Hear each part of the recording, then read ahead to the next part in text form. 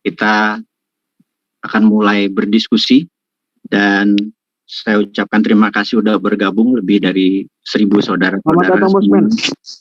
Terima kasih dan kita mau silent sebentar ya selama 30 menit.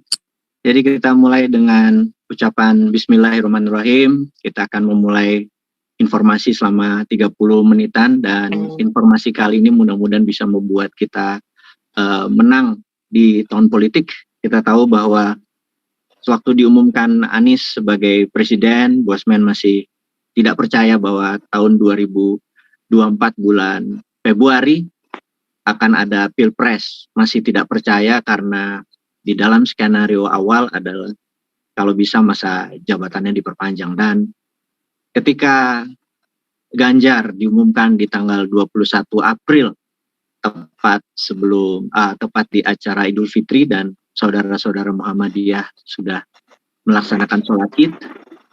Ini adalah strategi yang sangat powerful karena besoknya tanggal 22 secara nasional Indonesia merayakan Idul Fitri dan semua orang sekitar 125 juta di Indonesia melakukan safari, berputar ke kampung halamannya, dan disitulah momen yang tepat untuk mendiskusikan tentang Ganjar. Dan ini adalah strategi yang luar biasa oleh PDIP, dan kita lihat Pak Jokowi yang sudah di Solo pun harus pulang ke Jakarta, sehingga yang jadi pertanyaan kita semua adalah apakah Ganjar ini all president man atau Ganjar ini adalah PDIP, di mana restunya Pak Jokowi menjadi kunci dari suksesnya Ganjar, atau di tengah-tengah ada kemungkinan 3 pasang, di mana Ganjar 1,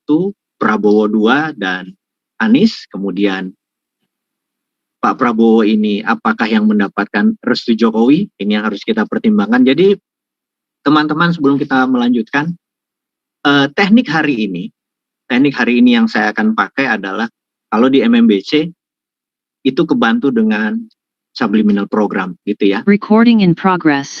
Terus saya lagi terpikir bahwa teknik apa yang hari ini akan saya pakai supaya teman-teman ini bisa terbanjiri informasi yang bisa merubah menjadi sebuah kemakmuran. Saya mikir, dan salah satu teknik yang dipakai hari ini adalah cara menginstalnya adalah dengan membanjiri informasi di kepala sahabat semua. Teknik ini namanya flooding teknik. Jadi otak manusia dibanjiri dengan banyak informasi sehingga akhirnya otak itu hang. Dan pada saat hang, informasi ini masuk. Jadi ada namanya rule 7 plus minus 2, atau 7 ditambah 2 atau 7 dikurang 2. Otak manusia itu bisa menerima secara bersamaan antara 5 sampai 9 informasi berbarengan. Jadi 7 plus minus 2. Jadi 7 minus 2 adalah 5, 7 plus 2 adalah 9. Jadi manusia modern normal itu bisa menerima antara 5 sampai 9 informasi berbarengan. Nah, jadi informasi kali ini adalah saya memilih memflooding. Memflooding itu adalah memberikan informasi lebih dari 9. Jadi saya akan memberikan 10, 11, 12 informasi, dan begitu Anda hang atau otak Anda diam, Anda udah nggak bisa analisa lagi karena kebanyakan informasi, pelajarannya baru dimasukkan. Jadi karena itu di awal saya akan memberitahu banyak sekali tentang, tapi ini cepat, ngomongnya cepat. Jadi contoh di dalam teknik ini di dalam untuk menggabungkan informasi ke pikiran seseorang. Misalnya contohnya adalah Anda dengar suara motor barusan, Anda dengar suara saya, Anda fokus di lampu yang dilihat itu, kecilin suara TV yang Anda dengar di sebelah ini, itu udah 4, 5, 6 informasi saya masuk, dan Anda langsung terfokus pecah ke sana kemari.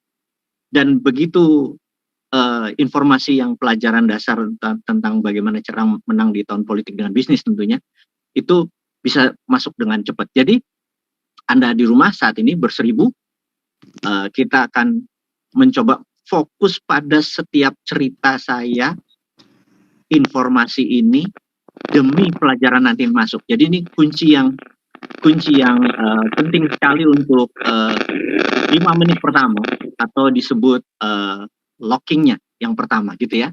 Jadi sekali lagi saya beritahukan bahwa teknik hari ini namanya plugin teknik. Baik, ini suara siapa ya?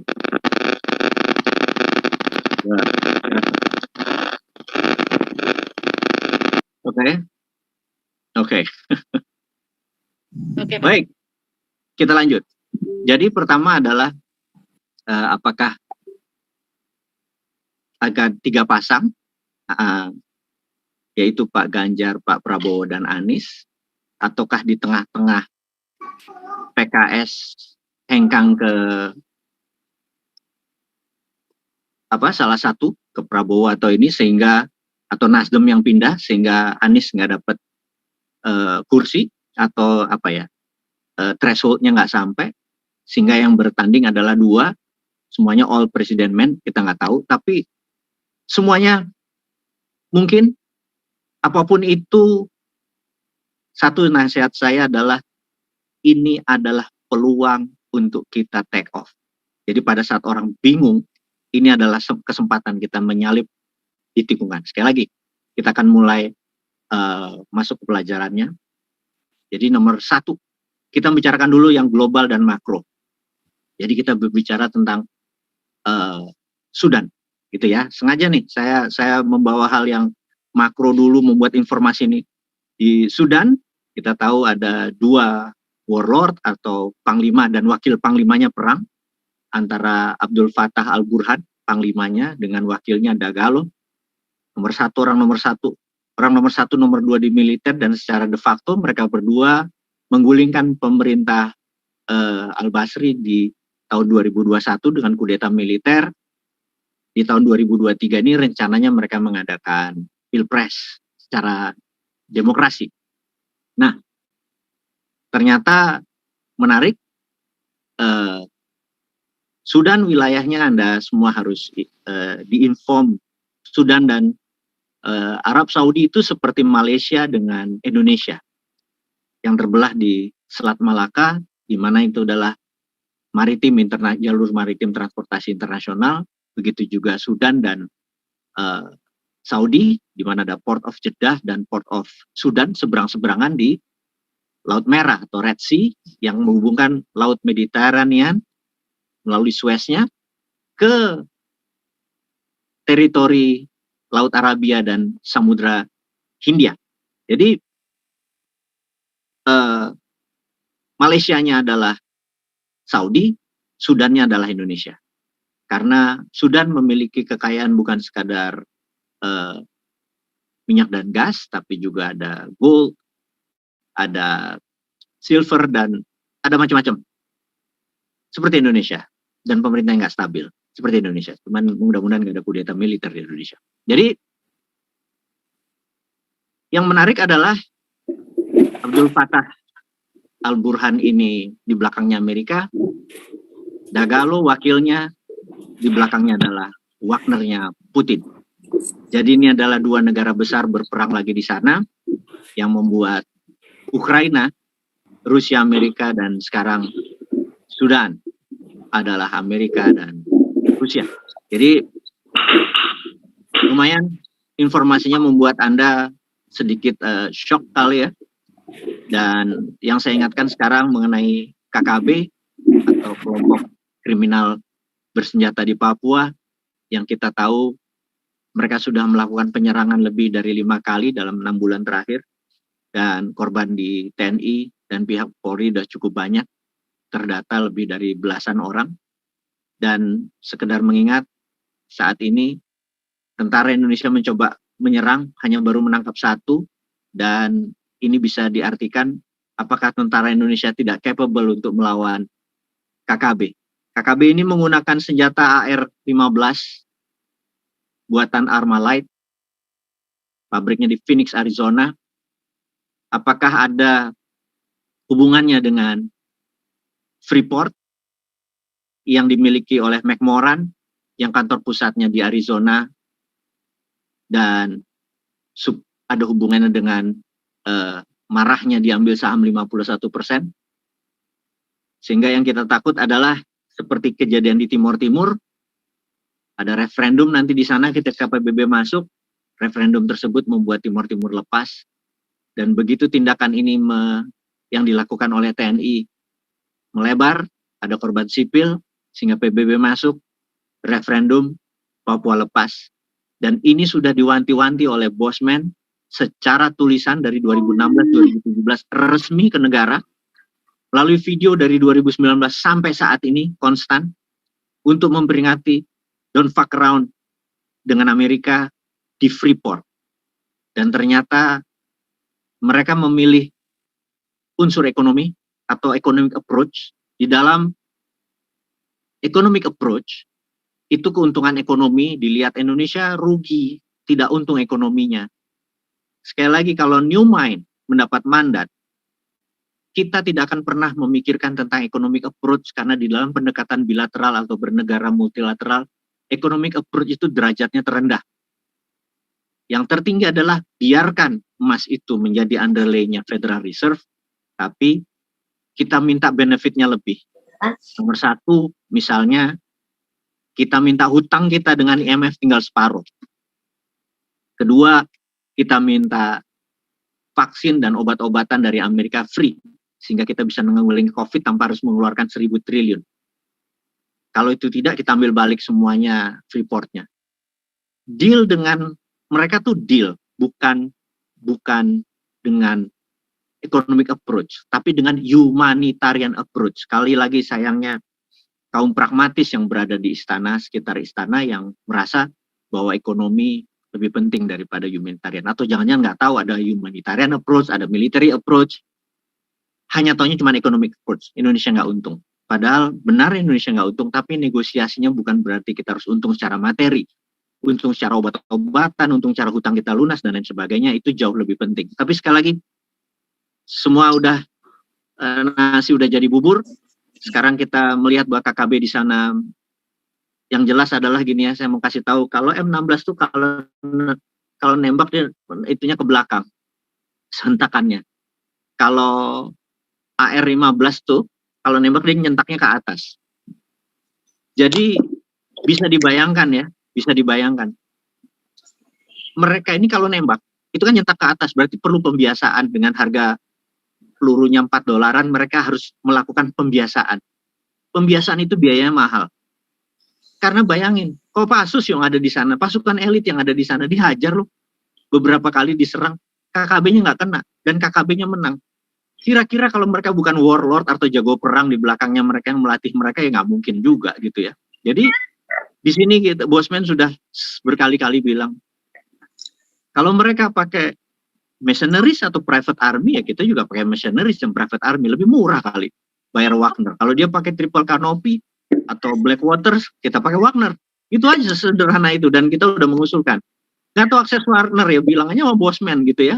Jadi Bosman bukan know everything, tapi orang di sekeliling Bosman kalau mau bertanya, ya insya Allah ada 100 orang di sekitar Bosman yang akan memberi informasi seperti ini. Teman-teman, ini berapa menit nih kita ada? Hampir 15 menit Bosman ngomong tentang informasi tentang Sudan lah, tentang KKB lah gitu ya. Terus tadi Ganjar, Prabowo, dan Anies mungkin bertanding, atau Anas, atau cuman Prabowo sama sama Ganjar saja, dan Anies ditarik Nasdemnya gitu ya. Kita nggak tahu, itu politik. Jadi kita balik ke topik utama. Jadi nomor satu, saya akan bertanya kepada Anda, di rumah Anda, tolong ambil kertas dan mengisi sebuah pertanyaan dari saya, yang dalam bahasa Inggris saya bertanya adalah, define what rich mean to you, gitu ya. Bahasa Indonesianya apa sih? Tolong jelaskan apa artinya kekayaan untuk Anda. Sekali lagi, tolong jelaskan apa arti kaya bagi Anda, gitu ya. Diambil kertas ya, ambil kertas. Dan tidak harus sekarang, tidak harus sekarang. Itu adalah Anda harus arti kaya buat Anda. Misalnya, kaya itu saya bisa berdaulat, gitu ya. Kaya itu saya ingin punya rumah 2, gitu ya. Apa itu karena setiap orang punya arti berbeda terhadap rich atau kemakmuran atau kekayaan. Nggak ada yang salah, nggak ada yang benar. Bahwa kaya itu kalau 12 digit atau 1 triliun minimum. Monggo. Define itu penting. Ini sekali lagi di awal. Ya. Terus tugasnya nanti. Nah, sekedar mengingat lagi. Sekarang informasi supaya informasi di kepala Anda terbanjiri lagi. Why Chinese are richer than pribumi? Ini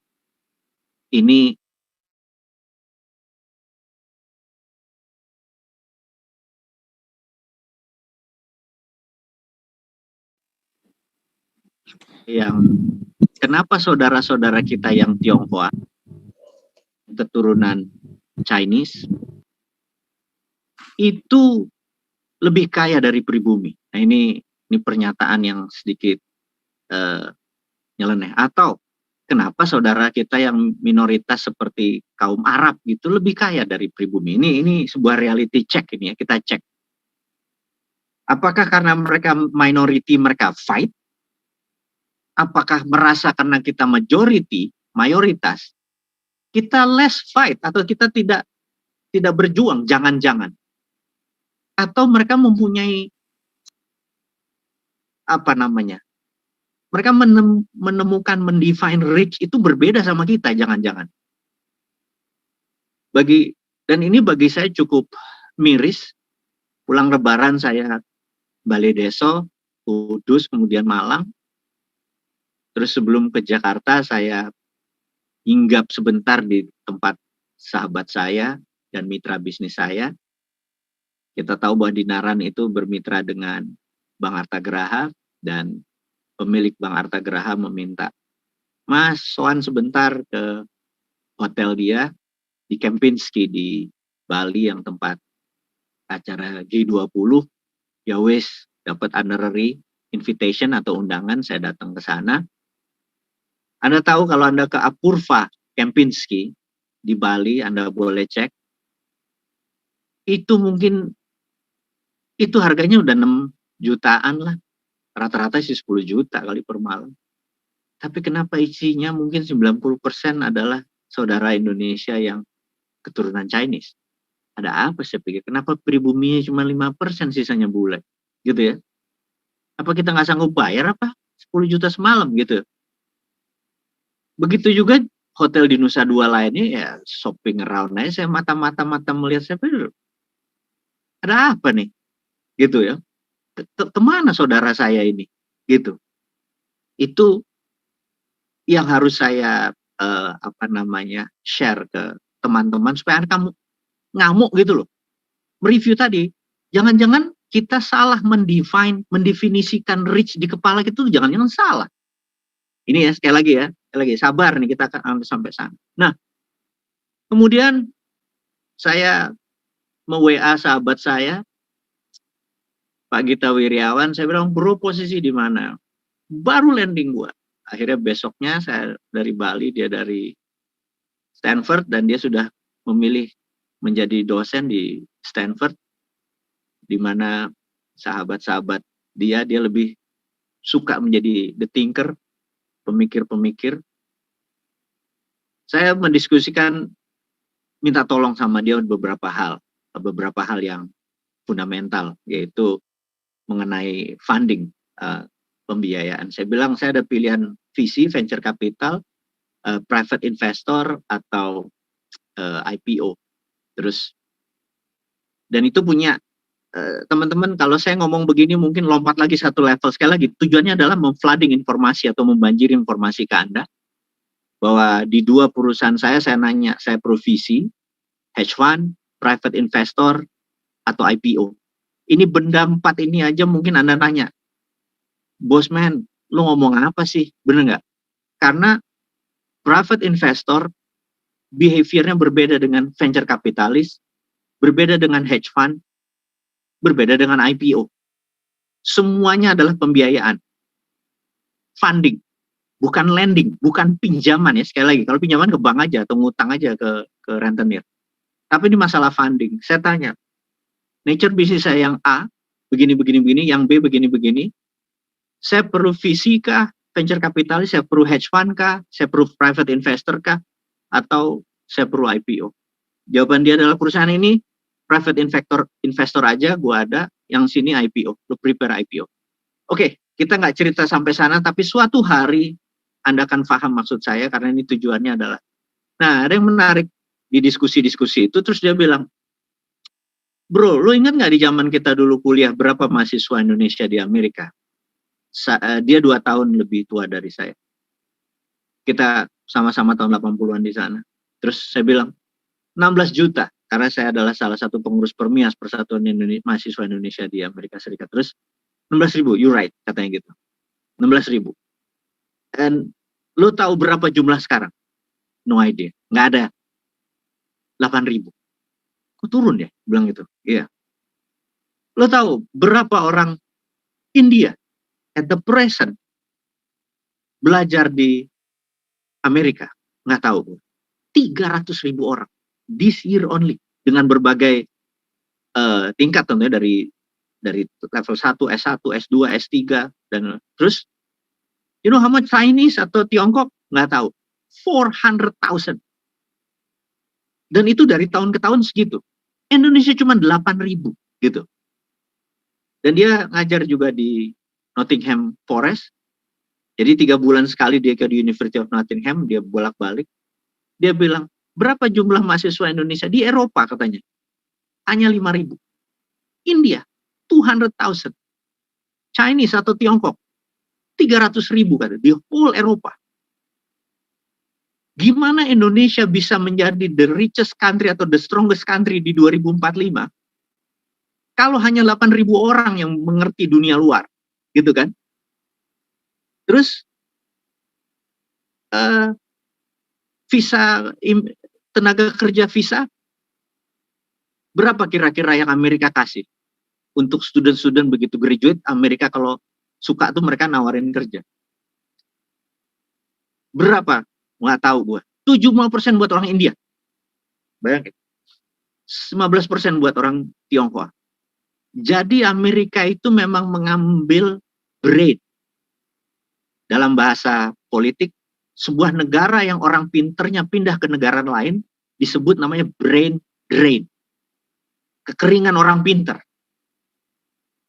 Terus apalagi yang miris katanya? Dari 400.000 orang Tionghoa yang sekolah di Amerika dan negara-negara Eropa, negara maju lain, dari 300.000 yang orang India sekolah di sana, 90% adalah beasiswa, scholarship.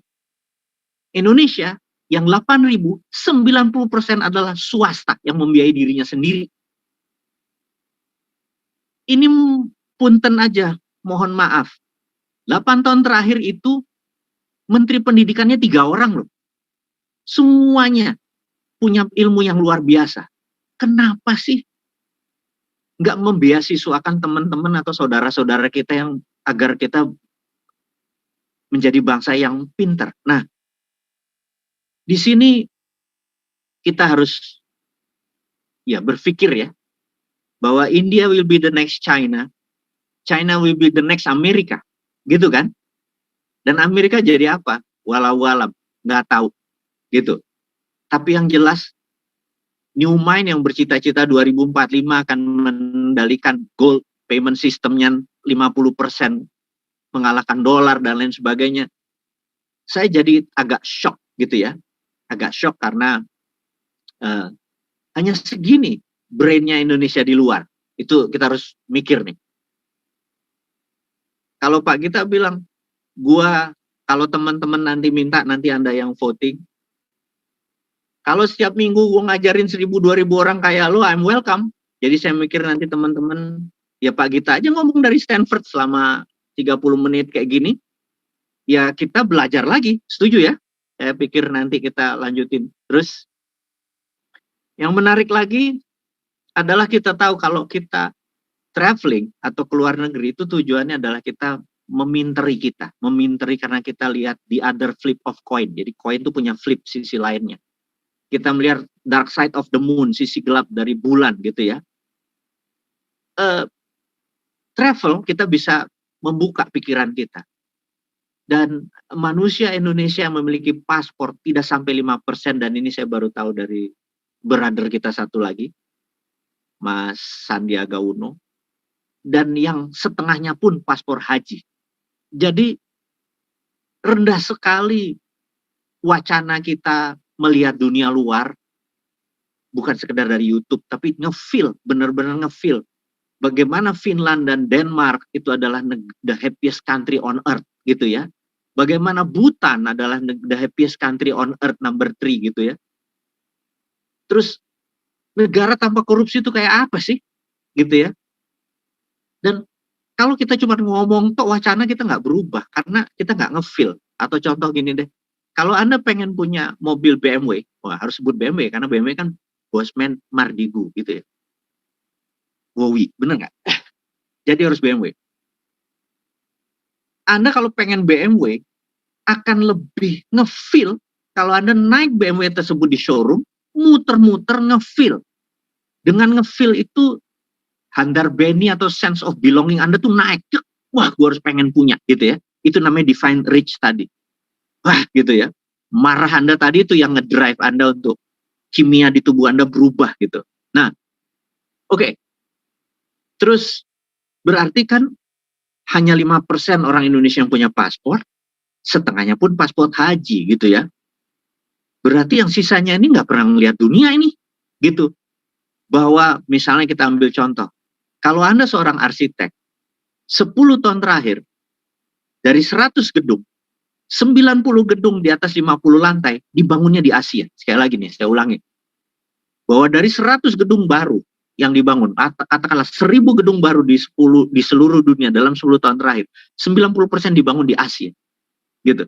Apakah New York nambah gedungnya? Enggak sebanyak Shanghai, enggak sebanyak Dubai, enggak sebanyak lainnya Saudi gitu ya, dan lain sebagainya. Ini teman-teman, sekali lagi saya banjiri Anda dengan informasi, tujuannya supaya kepala Anda hang. Ingat ya, pelajaran persis seperti di MMBC, cuman kalau di MMBC dibantu dengan subliminal. Kalau sekarang pakai informasi di flooding. Saya tahu di kepala Anda begitu saya ngomong, Anda mulai nangkep satu, oh India yang tadi, gitu ya, gitu ya. Oke teman-teman, kita masuk lagi ke nomor 4. Jika Anda ingin sukses, jangan pernah hanya membangun sosial media di TikTok, IG, dan Facebook tanpa menggunakan sosial media kedua yang berbahasa Inggris. Jadi Anda harus mulai naruh produk-produk Anda berbahasa Inggris. Web Anda, IG, sosial, produk terutama, produk. Kalau Anda mau punya selfie-selfie aja, ngabisin waktu hanya untuk jualan diri sendiri aja, udah semakin sepi. Anda nggak akan pernah. Dan manfaatkan sosmed itu bagian dari produk Anda dan gunakan bahasa Inggris. Karena kita harus sudah mulai ekspor. Karena 8 tahun terakhir impor kita lebih banyak dari ekspor. Kenapa lebih begitu? Karena ternyata kemampuan bahasa Inggris kita dan informasi bahasa Inggris kita di seluruh produk kita sedikit yang menggunakan terminologi bahasa Inggris, sehingga bule-bule, bukan bule, orang di luar Indonesia ingin membeli produk Anda, mereka mencari misalnya lukisan, mencari karya, ukiran, banyak sekali yang mereka butuh. Mereka nge-search-nya kan pakai Google, misalnya mereka cari artwork gitu ya. Mereka mencari craft, handicraft gitu kan. Kalau kita nulis ukiran ya nggak akan ada yang nengok gitu. Gunakan kata-kata yang banyak orang dunia mencari gitu. Jadi pesan ini harus di note bahwa Anda harus memiliki sosial media, web, informasi tentang Anda dan produk Anda. Mulailah menggunakan bahasa Inggris dan gunakan tag atau byte atau informasi yang benar-benar bisa mengarahkan Anda ke selling produk Anda, gitu ya. Oke, kita masuk ke sisi mikro tentang bisnis dan investasi. Sekali lagi, pelajaran berikutnya, siap-siap kertas. Ada 4 hal dalam hidup ini yang sering membuat seseorang itu screw up atau salah. 4 hal, yaitu nggak ngerti bedanya bisnis dan investasi, dan gaya hidup atau lifestyle itu berantakan di dalam kehidupan, dan kita tidak membicarakan masalah. Jadi 4 itu adalah 1 keluarga, 2 gaya hidup, 3 bisnis, 4 investasi. Nah, boleh ditulis tuh ya. 1 keluarga, 2 gaya hidup, 3 bisnis, dan 4 investasi. Begitu uang masuk ke Anda, uang keluar tuh hanya 4 pintunya tadi. Untuk gaya hidup, untuk keluarga, untuk bisnis, dan untuk investasi. Hanya bisnis dan investasi yang memberikan return uang itu balik. Keluarga balik dalam jangka panjang. Tapi lifestyle itu satu arah. Oke, teman-teman, saya ulangi ya. Ada 4 hal, begitu Anda capek-capek nyari duit, ada 4 hal pintu keluar. Untuk keluarga, untuk gaya hidup, untuk investasi, dan untuk bisnis. Bisnis dan investasi memungkinkan uang itu balik. Lebih besar bahkan dari yang keluarkan. Keluarga akan balik jangka panjang. Tapi gaya hidup, they will never come back. Seperti ngasih garam ke laut. Gitu ya. Dan sewaktu Anda beli motor, apakah ini demi keluarga? Apakah ini bisnis? Apakah ini gaya hidup? Anda yang nentuin. Jadi jenis motor apa? Kalau Anda beli Harley, itu udah pasti gaya hidup. Gitu ya. Kalau Anda menyekolahkan anak di SD negeri, itu bagian dari keluarga. Tapi kalau Anda sekolah misalnya di sini yang terkenal Al-Azhar, itu keluarga plus investasi. Gitu ya. Saya menyekolahkan anak saya yang terakhir, yang paling bungsu, di sekolah yang agak mahal. Namanya Cikal. Itu investasi dan keluarga. Kenapa investasi? Karena anak saya yang paling kecil dengan anaknya Anis dari kelas 1 SD, kelas 2, kelas 3, kelas 4, sampai sekarang SMP kelas 2 bareng. Itu investasi. Gitu ya. Jadi kenal Anis karena dulu sering anaknya dia playdate ke rumah, dan anak saya playdate ke tempat dia. Itu investasi. Dan saya sengaja memilih. Jadi kita bisa di sekolah negeri, bisa. Gitu ya. Tapi kalau nggak ada peluang, sekali lagi ini Anda balik sekarang ke bisnis dan investasi. Kita lupakan keluarga, kita lupakan gaya hidup. Kita balik ke bisnis dan investasi. Nomor 1 setelah bisnis dan investasi. Segeralah Anda bertemu dengan real teacher. Ini saya mau ceritakan. Di dunia ini ada yang namanya fake teacher. Fake teacher adalah mereka yang mengajarkan ilmu yang mereka tidak praktekkan. Sekali lagi. Fake teacher adalah mereka yang mengajarkan ilmu yang mereka tidak praktekkan. Contoh, saya ini fake teacher. Pada anak saya nomor 3, ketika anak saya umur 1 tahun, dia kok nggak bisa ngomong, belum ada ngomong, dan makannya susah. Saya sebagai orang applied psychology mulai berpikir sebulan, 2 bulan, akhirnya saya ingat di bulan ke-14 saya baru sadar bahwa ternyata sewaktu dia anak bayi itu kan dari tidur, tengkurap, terus nggonggong gitu kan. Ini proses sunatullahnya. Terus dia mulai merangkak, mulai berdiri, berjalan gitu ya. Anak saya ini ternyata nggak nggonggong sebentar, nggak merangkak, atau berdiri. Jangan pernah berpikir seperti saya waktu, anak gue pinter, langsung berdiri. Ternyata dia melewati satu proses yang secara sunatullah tangannya ini harusnya bergerak selama sebulanan, ternyata push up itu melatih rahang. Sehingga dia nggak mau ngunyah karena muscle-nya ini belum jadi. Akhirnya begitu saya sadar, astagfirullahaladzim, gue emang bukan good father. Akhirnya dia bilang, mas, gue bilang gitu ya, tangannya kamu gini. Jadi saya angkat kaki belakangnya, dia merangkak selama 1-2 bulan, dan benar, akhirnya dia bisa makan, akhirnya dia bisa mulai ngomong. Bayangin, saya merasa, waduh, itu proses yang saya mau ceritakan adalah Setelah di umur 2-3 tahun, kok anak ini kalau saya berdiri, Mas, angkat kaki 1. Saya manggil semua anak saya walaupun ada kakaknya, saya manggil semuanya Mas. Mas, tolong angkat kaki 1. Saya hitung 1, 2, 3, sampai 10, jatuh kakinya. Angkat lagi 1, 1. Harusnya dia bisa berdiri 1 kaki dengan 20 hitungan. Saya bilang, waduh, ini kalau dia tidak bisa berdiri 1 kaki, ini ada ketidakseimbangan, saraf dia di sini tidak tumbuh, ini tidak bisa ngambil keputusan nih di masa depannya. Jadi saraf itu harus dilatih. Tidak ada orang dewasa 20, 30, 50 tahun, dia susah ngambil keputusan. Misalnya gini, kita nonton yuk hari Kamis atau Jumat. Terserah dulu. Kata-kata terserah lu deh itu biasanya memang bukan orang pengambil keputusan. Dia mau ambil play safe gitu ya. Karena dia ragu.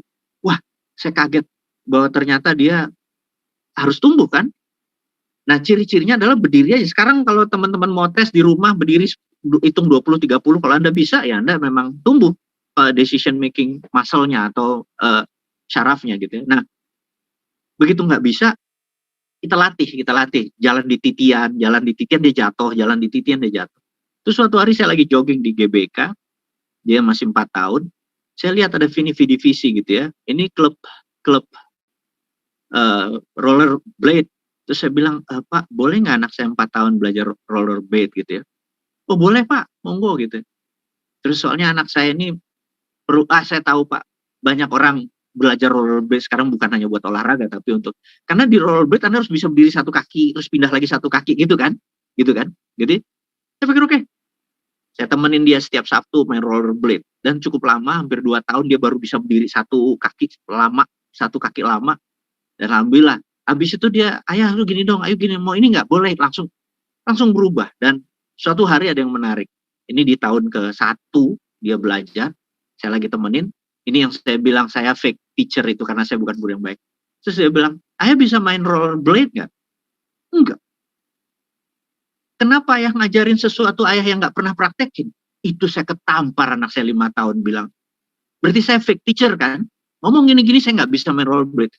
Terus saya bilang sama pelatihnya, coach, boleh nggak saya belajar rollerblade? Dia bilang silahkan Pak. Saya waktu itu umurnya 45 tahun, bayangin. Saya nggak tahu malu, gue berdiri, gubrak jatuh. Baru setahun saya bisa berdiri, akhirnya berdiri 1 kaki. Susah ternyata. Dan di situ hanya untuk menunjukkan bahwa saya nggak mau jadi fake teacher. Saya mau mau walk the talk, mengatakan apa yang saya kerjakan gitu ya. Nah, fake teacher ini sekali lagi adalah mereka yang mengajarkan ilmu yang mereka nggak praktekkan. Ada banyak fake teacher.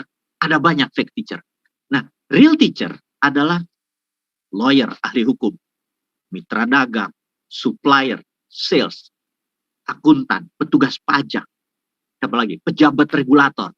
Kompetitor Anda itu adalah real teacher. Mereka adalah orang yang nyata kerja di dunia nyata yang mengajarkan Anda ilmu sebenarnya. Ketika omset Anda turun karena kompetitor masuk, that's the real teacher. Ketika Anda dapat surat dari petugas pajak, that's the real teacher.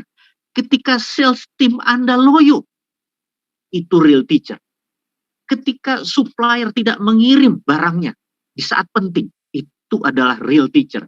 Ketika mitra Anda nggak kerja, tapi ngatur, that's the real teacher. Ketika investor minta balik uang Anda, mampus loh, that's the real teacher.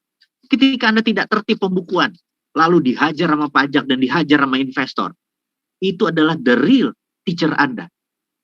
Yang membuat Anda pengusaha tangguh adalah Anda bertemu dengan real teacher semudah mungkin, secepat mungkin.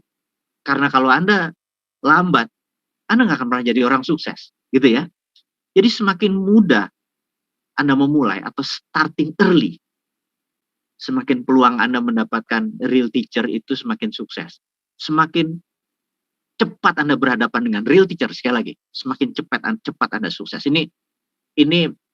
Jadi jangan pernah takut dengan kerugian, jangan pernah takut dengan bisnis, jangan pernah takut dengan join mitra, jangan pernah takut dengan pajak. Sekali lagi ya teman-teman, that's the real teacher. Kalau Anda pernah ditipu saat ini, kalau Anda, asal jangan Anda yang nipu, benar nggak? Kalau Anda bertemu dengan orang yang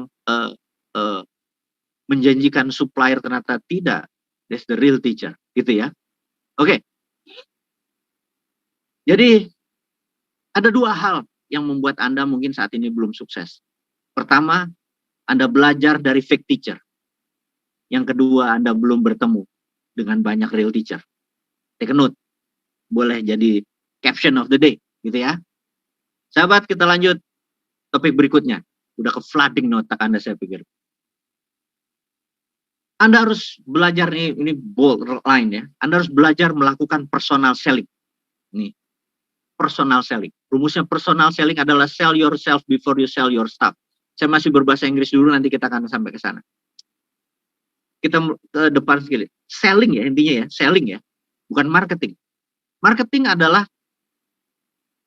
tempat Anda menentukan target market, produk yang suitable dengan ini, dengan pasar, kemudian price-nya berapa gitu. Sementara selling adalah tool dari marketing. Dan personal selling adalah salah satu tool dari selling. Ini harus dicatat nih. Kita lanjutkan pelajarannya dulu. Branding itu produknya marketing dalam jangka panjang. Ya lagi, saya ulangi. Jadi Anda dapat 3 pelajaran nih. Selling, marketing, dan branding. Marketing adalah menentukan target market, produk, dan price. Selling adalah salah satu senjata marketing. Dan personal selling adalah salah satu dari tool selling. Nanti ada selling, ada macam-macam. Branding itu produknya marketing dalam jangka panjang. Kalau Anda dapat trust, dapat loyalty, brand Anda bagus. Gitu ya. Nah, di atas branding, ini saya mau kasih tahu dulu. Anda tahu Bosman ini punya tim muda-muda, teman-teman seperti Siti, Monica, dan lain sebagainya, Gilang, dan memang anak-anak muda yang luar biasa ini. Sekarang aja umurnya masih 27 tahun. Bayangin, 2016 mereka masih 18 tahun, 19 tahun. Kami rapat berberapa, lupa saya waktu itu. Afrik, siapa saya lupa, ada 7-8 orang. April 2016. Sahabat saya ini, saya nggak bilang ya, anak buah tuh, sahabat saya bilang, Pak, kayaknya nanti ya, ini 2016 ya, nanti brand itu less important loh Pak. Saya bilang, describe apa itu less important atau tidak terlalu penting. Nanti rumusnya 3R Pak, review, rating, recommendation. Jadi anak muda sekarang kalau beli cuma lihat review, rating, recommendation. Ratingnya, reviewnya, udah itu toh. Brandingnya nggak terlalu dipikirin. Terus, saranmu? Kita jangan marketing dan kita harus jangan selling dan jangan branding. Kita harus berada di atas ketiganya. Apa itu? Kita harus membuat sekte. Cool. Itu di atas branding. Caranya, terciptalah produk dari real orangnya yang namanya Bosman Sontoloyo. Ini tujuannya adalah menciptakan cult atau sekte, gitu ya. Dan ternyata, alhamdulillah saat ini, secara publik saya akan pensiun di tahun ini, di 2023. Mereka juga bilang, Bapak ini tahun terakhir untuk Bapak secara publik. Nanti saya udah nggak ngomong lagi lewat Zoom, saya nggak ngomong lagi lewat workshop gitu ya. Jadi kalau Anda mau ketemu saya di workshop, ya tahun ini yang tahun terakhir. Terus intinya adalah kita mau jumping ship atau pindah kapal lagi untuk strategi berikut. Tapi apa yang dilakukan dari 2016 sampai 2023 saat ini secara secara sekte, kita dapat 2 jutaan manusia di sosial media, dan kita ukur kalau masing-masing spendingnya 500.000 dikalikan 2 juta, maka ada sekitar berapa? 100 miliar, itu lebih 1 triliun, benar nggak? Coba ya kita kalikan 2 juta, 1 triliun, 2 juta dikalikan, kan follower Bosman ada 5 juta, anggap 2 jutanya masing-masing spending 500.000, contoh aja. Maka kapitalisasi, nah ini belajar tentang kapitalisasi. Kapitalisasi marketnya Bosman adalah 2 juta dikali 500.000, sekitar 1 triliun. Berapa kita bisa monetize, itu kuncinya. Berapa kita bisa monetize.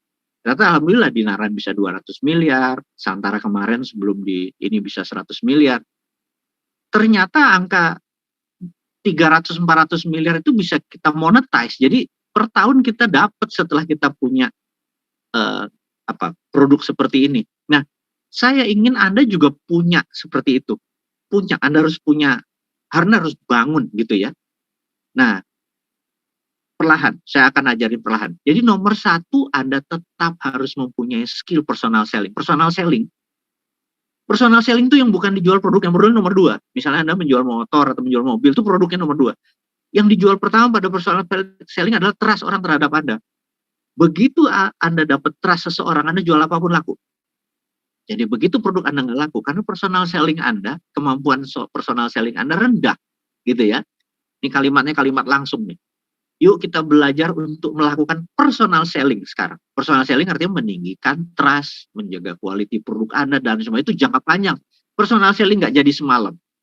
Seorang tim bosman, tidak sendiri, bersembilan, membangun karakter yang namanya Bosman Sontoloyo, itu 9 orang yang berpikir, yang tiap malam berpikir, besok masang apa di sosmed, yang lucu, yang norak, yang nyinyir, yang segala macam.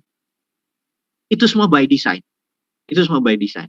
Dan jadi seperti ini. Dan Anda bisa lakukan itu seperti nanti untuk kepentingan Anda semua. Jadi, teman-teman, itu pelajaran nomor 2 tentang personal selling. Saya akan banjiri lagi informasi berikutnya tentang keterampilan dasar pengusaha di Indonesia. Ini agak miris. Balik lagi ke Apurva Kempinski kemarin. Saya baru menyadari, akhirnya saya bertanya pada, nanti saya akan sebar ya, saya akan ngirim gambarannya, bahwa ternyata perusahaan besar di Indonesia itu adalah kalau modalnya, asetnya adalah 50 miliar, dan omsetnya minimum 50 miliar setahun. Jadi sekali lagi teman-teman, mohon dicatat. Perusahaan besar, masuk kategori besar, adalah kalau Anda punya perusahaan yang asetnya, misalnya Anda punya 100 komputer masing-masing 30 juta, punya mobil, punya gedung, punya factory, punya mesin pabrik, aset Anda nilainya 50 miliar minimum, dan omset Anda minimum 50 miliar. Karena ada yang asetnya cuma 1 miliar, omsetnya 50 miliar ada. Tapi yang dimasuk perusahaan besar adalah asetnya 50 miliar ke atas, dan omsetnya minimum 50 miliar. Di Indonesia ada berapa? Ya. Dan saya shock karena hanya 5.500 perusahaan yang masuk kategori itu. Nanti saya kasih datanya. Saya shock. Karena di Singapura 125.000 perusahaan yang dengan nilai itu ke atas. Kita dengan penduduknya sekian puluh kali dari Singapura, hanya 5.500 perusahaan yang masuk kategori besar. Lanjut. Perusahaan menengah adalah perusahaan yang omsetnya antara 15 sampai 50 miliar dengan aset 10 miliar, gitu ya. Dan itu ada sekitar 40 ribuan. Dan perusahaan kecil ada 199 ribu, omsetnya 2 miliar sampai 10 miliar. Yang sisanya itu di bawah 2 miliar. Itu perusahaan mikro, gitu ya.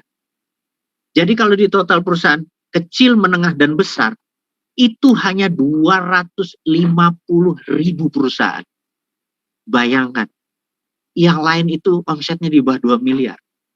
Perusahaan kecil, perusahaan mikro namanya. Dan ini tidak bisa kalau bentuknya begitu ya, masuk kecil terus di bawah besar gitu, gak kuat. Gimana caranya yang mikro ini naik? Perusahaan besar kita nggak bisa cuma 5.500, harus 50.000 minimum kali. Ini berarti pemerintah tidak mempermudah regulasi. Tapi saya pikir nggak usah ngomong pemerintah. Jangan-jangan skill kita memang nggak nyampe sana. Jangan-jangan sekali lagi skill kita yang nggak sampai ke level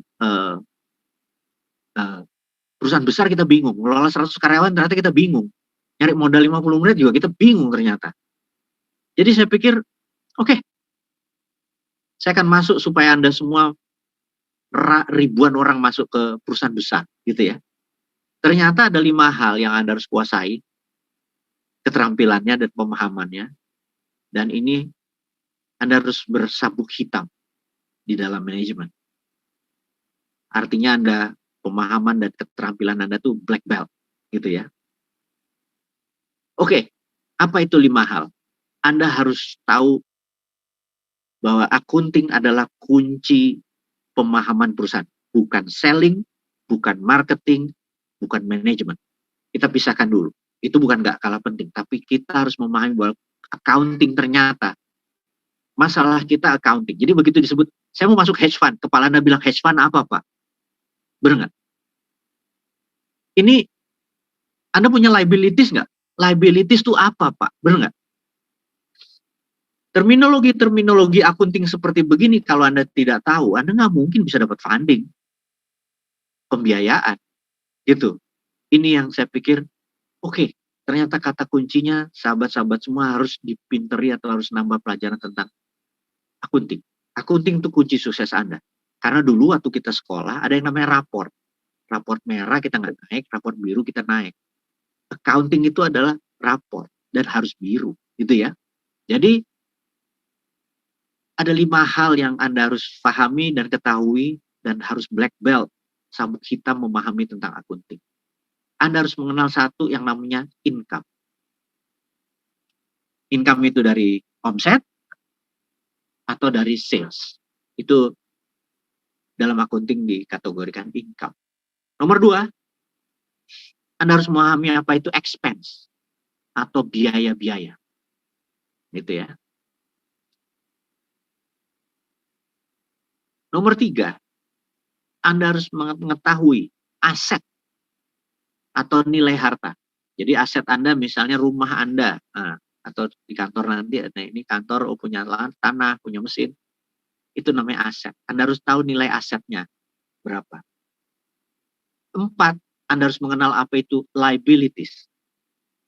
Liabilities itu seperti hutang, kewajiban, seperti bayar gaji karyawan, listrik, telepon, beban-beban. Kalau hutang itu bisa misalnya Anda jualan, punya kafe, Anda tiap hari perlu 100 telur, Anda bayar telurnya mingguan, gitu ya, bukan harian. Waktu Anda hitung telur itu jangan dibilang ini sebagai harta Anda, karena masih liabilities, masih jadi beban, Anda belum bayar. Harta Anda dari mana? Pada saat ini dijual, menjadi dapat omset, dipotong expense, itulah jadi harta Anda, gitu ya. Ini saya ngomong cepet sekali lagi, tapi ini pelajaran karena saking banyaknya yang namanya liabilities.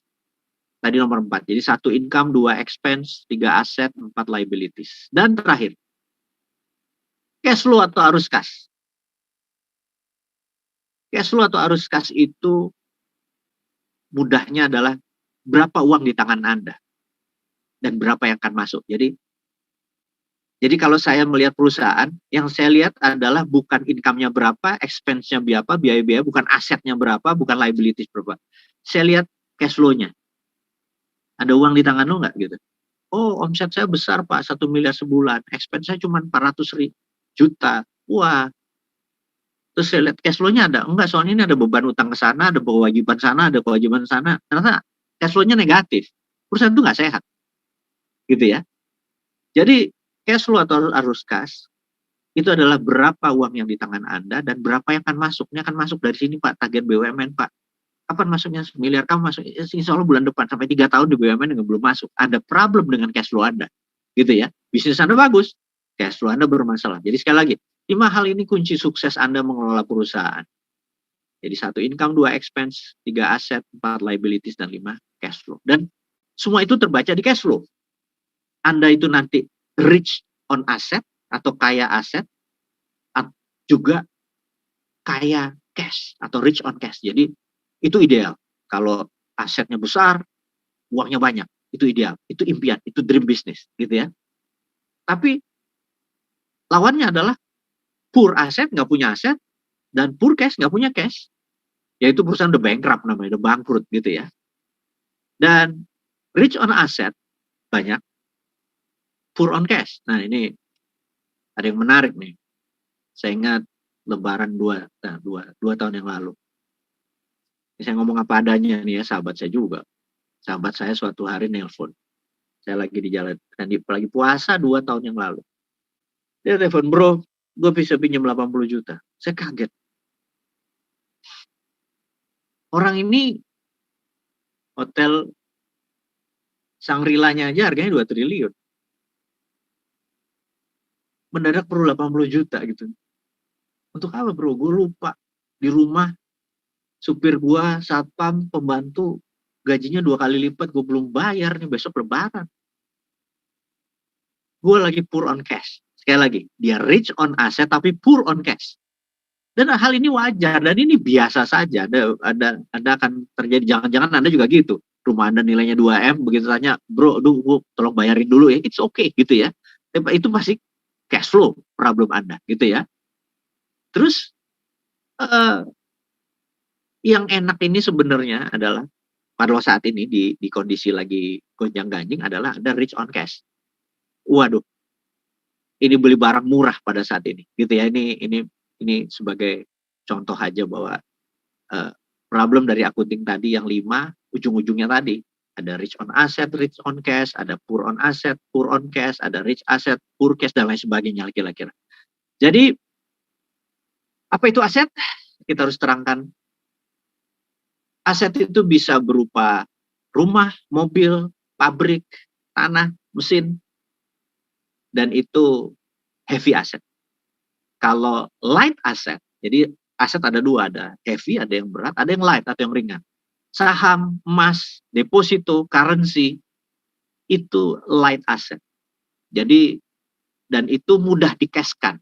Jadi Anda punya saham mudah di-cashkan, Anda punya emas mudah di-cashkan. Jadi kalau Anda punya cash ini kalau bisa masuk sebagian di light asset. Masuk saham, beli saham BCA, beli emas saat ini lagi bagus-bagusnya, agak turun sedikit harganya. Kedinaran ya, jangan lupa ya, jangan beli yang lain. Currency, Anda mau invest, kecuali dolar, Singapura dolar, oke, gitu ya. Kemudian deposito, ya bank syariah lah kalau ini kita saat ini. Jadi aset yang heavy karena sulit dijual, seperti rumah, mobil, yang selalu turun nilainya, tanah, manufaktur, mesin, dan lain sebagainya, itu adalah aset berat, heavy.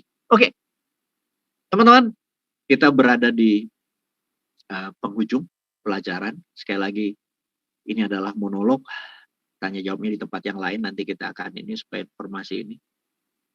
Jadi saya mau menceritakan ada, mungkin ini bisa jadi kunci sukses Anda juga. Ini adalah tante kandung saya, tante sendiri, tante. Jadi saya mempunyai 2 tante yang hidupnya benar-benar ringan. Bicara 10, mungkin 12 tahun yang lalu, ini satu tante ya, sebut aja namanya Bi Susi gitu ya, saya sebut namanya aja.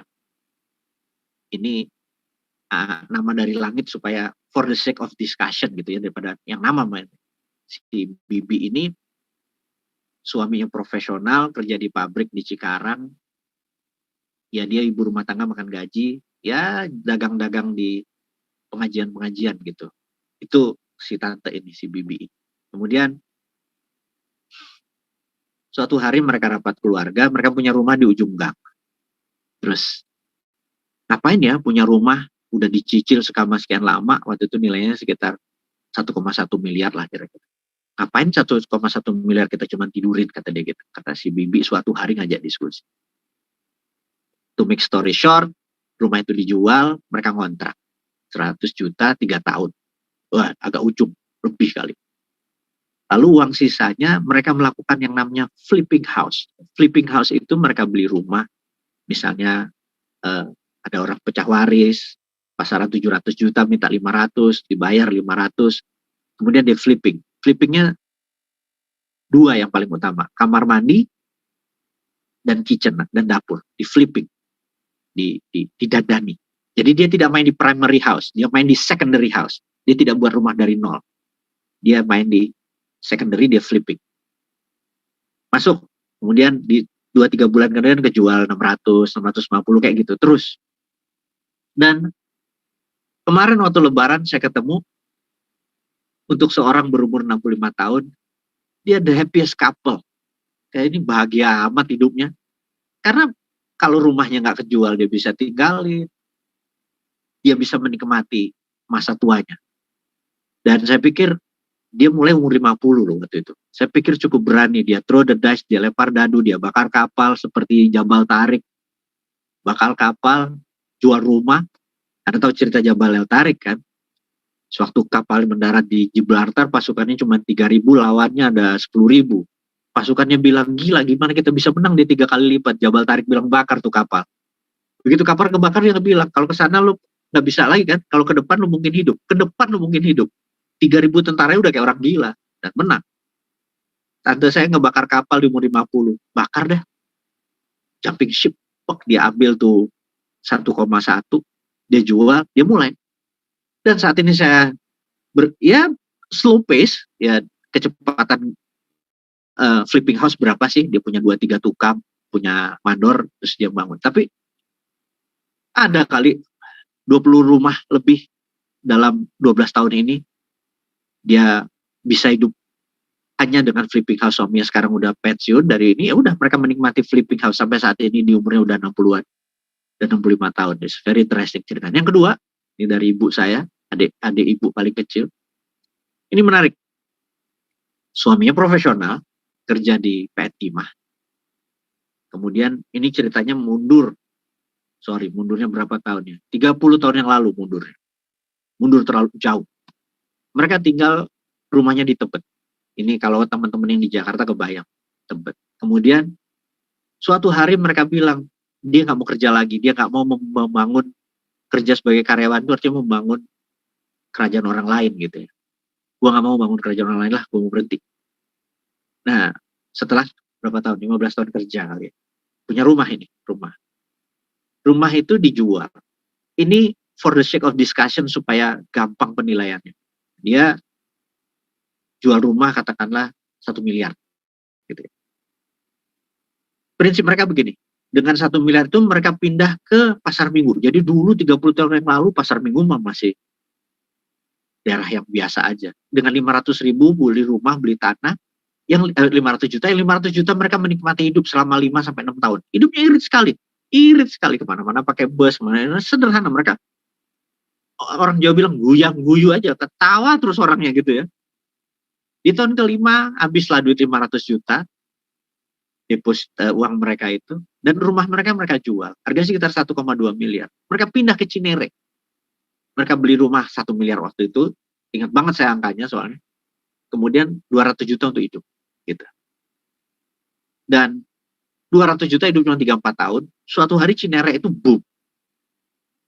Mereka jual dapat 3,5 miliar. Mereka pindah ke Sanur, Bali. Bayangin. Mereka pindah ke Sanur, Bali.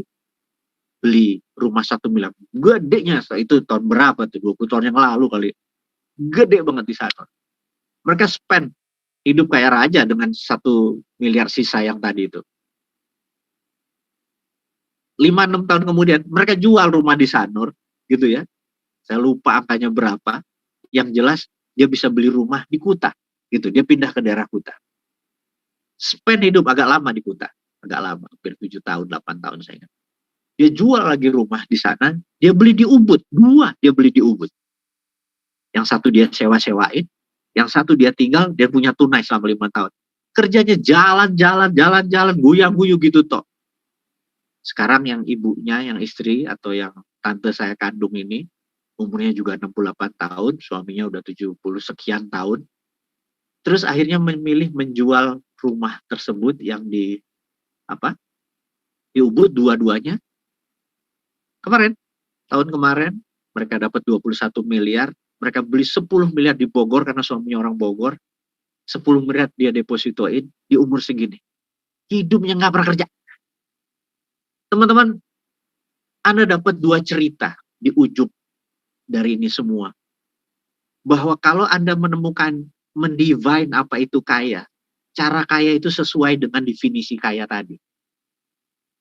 Jadi apapun hikmah hari ini yang Anda dapat, ini adalah tool-tool Anda, senjata-senjata Anda untuk berjuang di tahun politik.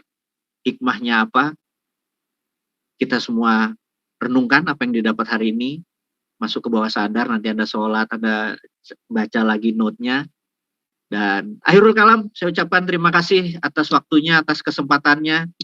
Semoga kita bisa ketemu lagi di lain kesempatan. Jaga kesehatan, jaga badan, jaga jaga iman, dan jangan terpengaruh dengan hal-hal yang negatif. Dari saya mohon pamit. Wassalamualaikum warahmatullahi wabarakatuh.